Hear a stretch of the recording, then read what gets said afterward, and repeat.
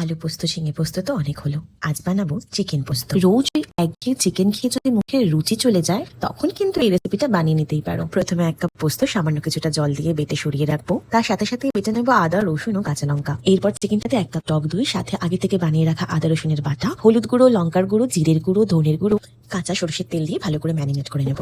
আর আজ রান্নায় ব্যবহার করছি গণেশ কোম্পানির প্রিমিয়াম কাচ্চিখানি সরিষার তেল, যেটা 1920 সাল থেকে বাঙালির হেসেলে জায়গা করে নিয়েছে।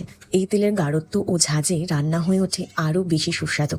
এরপর একটা বড় সাইজের পেঁয়াজ, 2টো শুকনো লঙ্কা দিয়ে ভেজে বেরেস্তা বানিয়ে বেটে নেব।